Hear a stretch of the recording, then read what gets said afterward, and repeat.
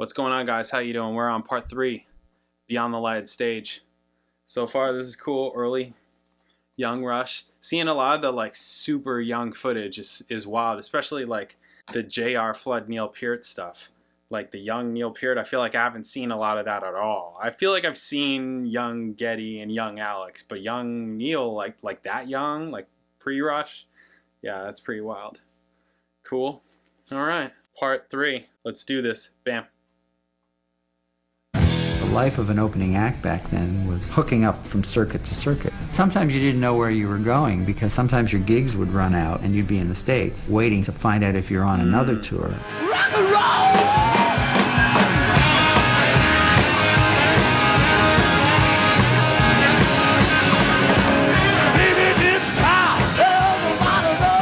As soon as we heard that first Rush record, we just like, I mean, what is this? This is like Canadian Zeppelin. Here works with Rush's What the hell early... is that? And we literally said, we want that band to open Canada. We then took them across America. With Kiss, we probably played 50, 60 shows in the first couple of tours, where they were just this weird band from New York.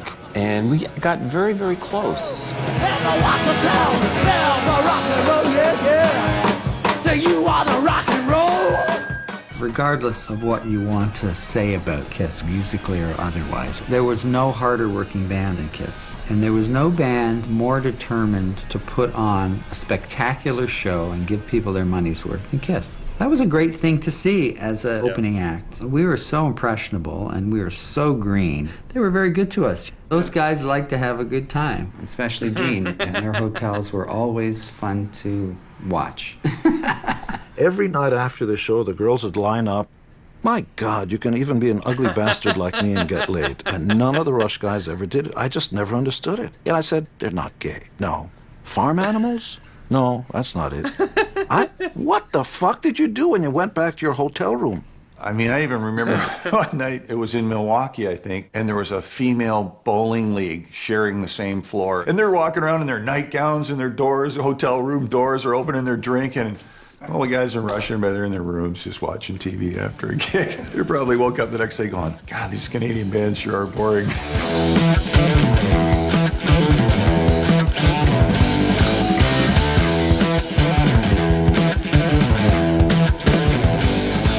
That was a getting to know you period for us and Neil. He was one of the weirdest people we've ever met, just because we never met anyone that was so literate and so opinionated before. And it was hard for him. He was always, and still is, the new guy in some strange way. Alex and I were bonded, old friends, and he had to kind of make his way to be part of that. In some ways, he was very serious, and we were totally goofy. Certainly, he had a bigger brain than us, and that was a target. What more perfect portable education than having a lot of free time on your hands and bookstores everywhere. So for the next few years, I'd say, basically, I started filling those hours with reading. And we said, look how many books he reads. Look at the words he uses. This guy is probably capable of writing lyrics.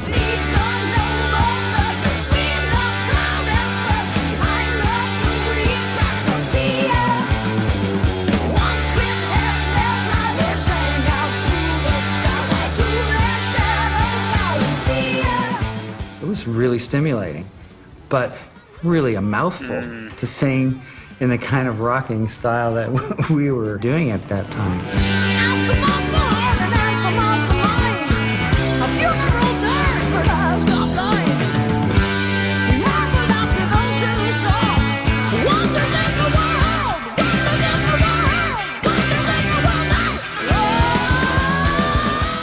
Worked on songs as we traveled. My little handwritten lyric sheets for the time. I think I wrote the cities that all of those songs were written, and they varied widely all over the map. It was like the Monkees, you know. Alex would have an acoustic guitar, and we'd be working on a song in a rental car or in a hotel room after a show. That's how pretty much Fly By Night was written. That's the way bands used to do it. They'd write the record while they were on the road. They'd go home and cut it in 2 or 3 weeks, and a new album would appear every 6 months. Pretty amazing to think of that today. Yeah, it's not the same. Why try? Now why? This feeling inside me says it's time I was gone. Clear head, life ahead. It's time I was skiing down, not just from my fun. Life by night,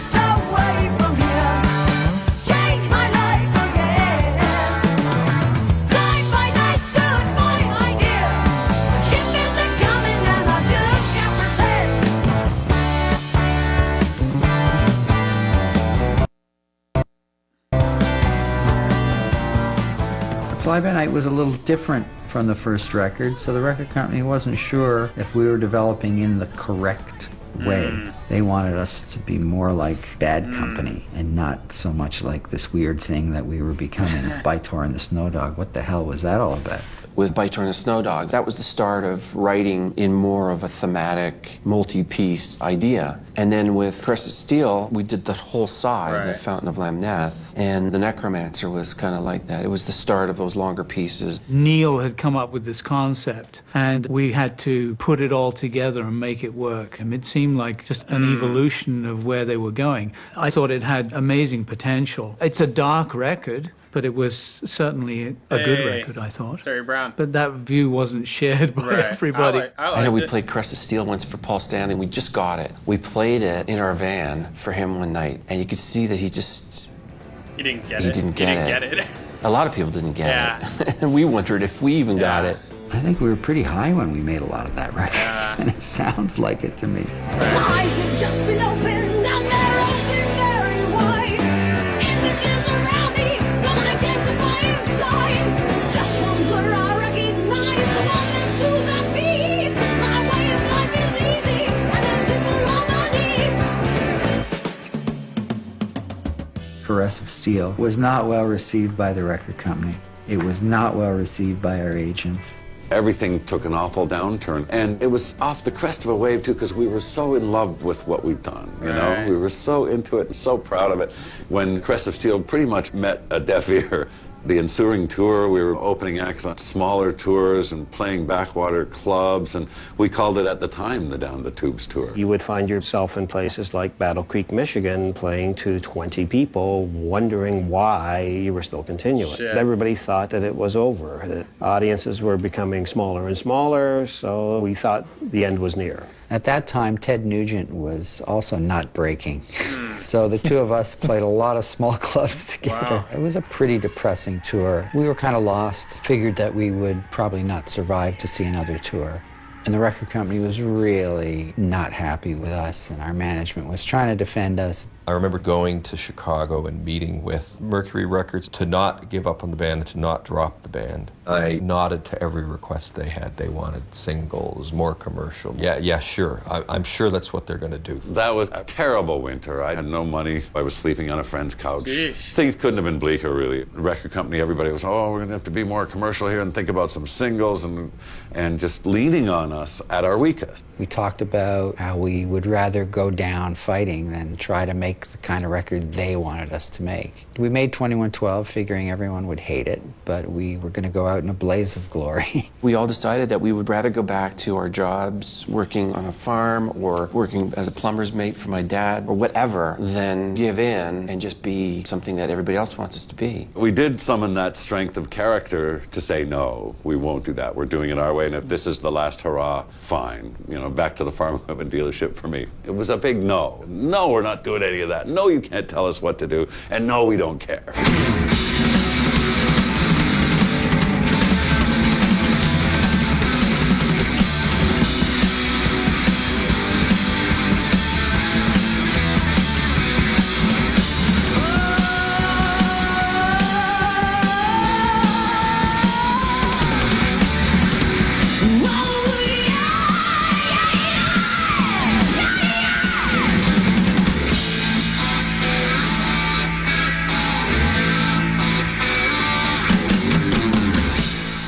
Record company heard a full side concept, like the first side of 2112, people panicked. They thought, wow, we're screwed. They didn't get it. This was like, I ordered salmon and they brought me a steak. What the hell is this? The nature of the story itself that evolved in 2112, of course, was the individual against the mass. And that album did communicate and reach people on a level that just blossomed outward by the classic form of word of mouth. Obviously, the opening 20-minute piece did not get played on the radio. I can't wait to share this new wonder. Oh, the people will all see its light. Let them all make their own music. The breeze space my name on this night. Suddenly it was like, you gotta check this band out. And, you know, the first thing that struck you was the level of musicianship was just insane. I remember vividly, I was in my bedroom with my neighbor and he brought over 2112. It was just something I'd never heard before. Just the fact that it was a three-piece ripping and they were pulling off this stuff that sounded like a huge prog rock production. It took me on a journey instantly, and I looked at the album cover and saw that there were only 3 of them, and they were wearing some funky clothes. But I thought, how can 3 guys make such a sound? I remember the keyboard sound, and all of a sudden it kicked in, and it was just like a whole new experience to music, something I'd never heard before. The drumming was incredible, the bass playing was incredible. That was it. That's what did it for me, man. I was hooked on Rush ever since then. There was a moment in my life, and I willingly admit this, that I actually knew how to play the entire side. Wow. I knew how to play 2112 all the way down. I knew every note, every moment. Wow. And I think back now, I think, how long did I have to fucking learn that? You know, I must have sat in the bedroom for a year to learn that fucking song. I was into the story. You know, I read the back and it was dedicated to the Fountainhead, the book. And I went right out and bought the Fountainhead and read it. I mean, not too many bands make a 12-year-old go out and buy the Fountainhead. But God damn, this rock band's got me all fired up about literature. Yeah.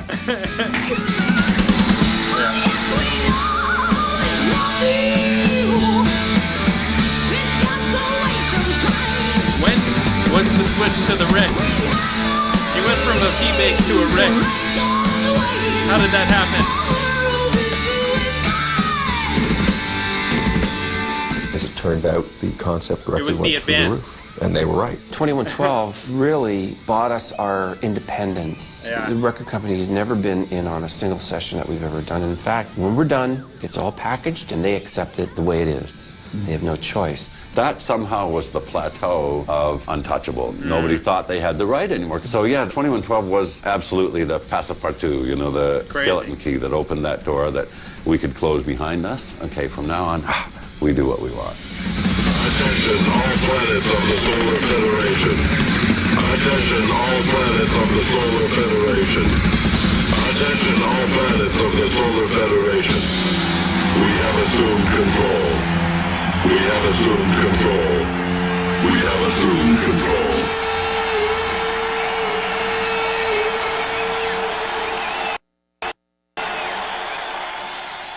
Most critics ignored 2112 or treated Rush, I think, very, very negatively. I mean, what do critics hate? Generally, they hate heavy metal and they hate progressive music. I would say probably most of the reviews were bad. I don't know if it was discouraging to read bad press. I mean, after a while, it's like, okay, yeah, whatever. Usually it's critics back then, particularly, just trying to be cool and hip. So they would write all sorts of things. What you own is your own kingdom. What you do is your own glory. What you love is your own power. What you live is your own story. In your head is the answer.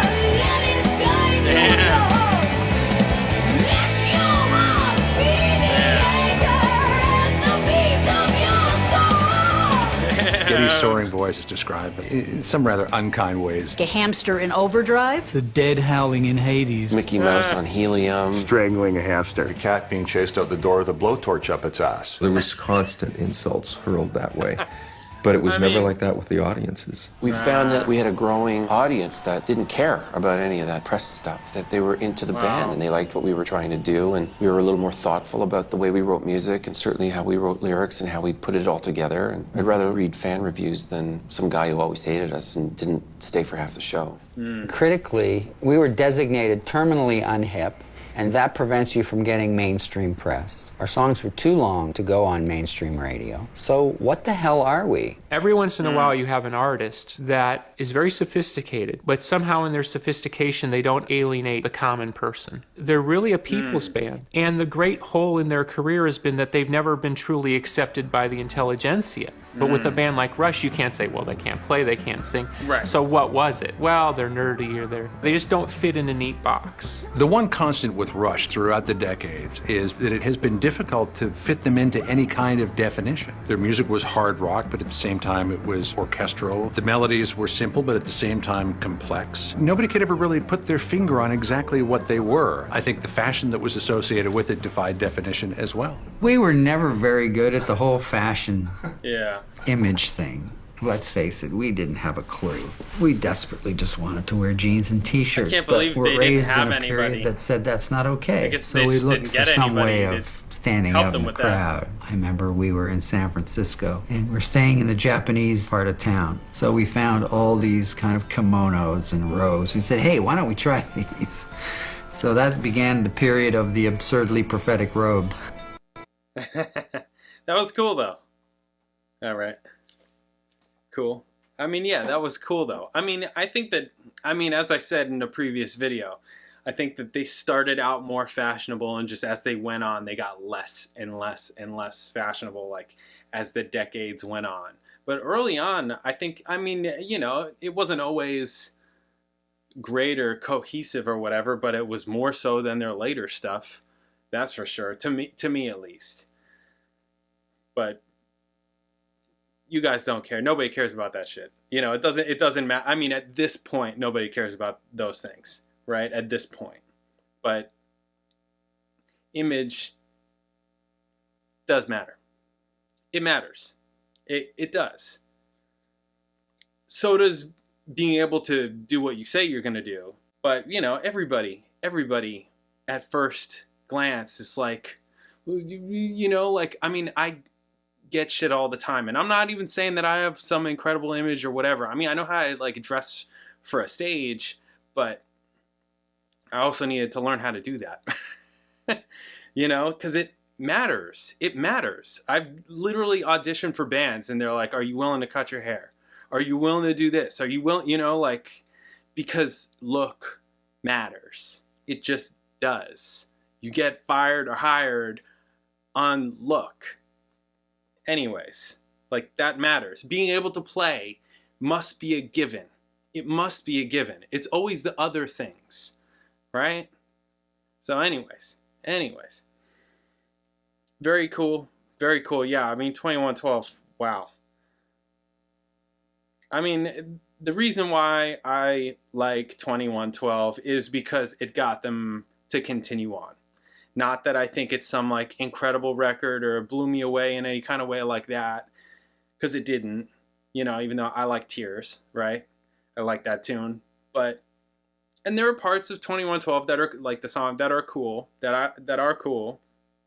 I always love that whole ending. I'm like, how do you guys not do the ending every time?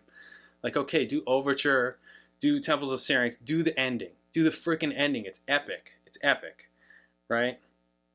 I bet you if they didn't do the ending, they would have been dropped. Because people it wouldn't have been as epic. Anyways, very cool. Very cool stuff. And now we're moving into a more interesting period to me. More interesting period. But they had to do all this to get here. And that's why I like 2112. And can appreciate 2112. Because it's all right, well, you had to make 2112 to make a Farewell to Kings. Farewell to Kings is great. So, there we go. That's what it is. All right, guys. Part 4. Up next. I'll catch you then.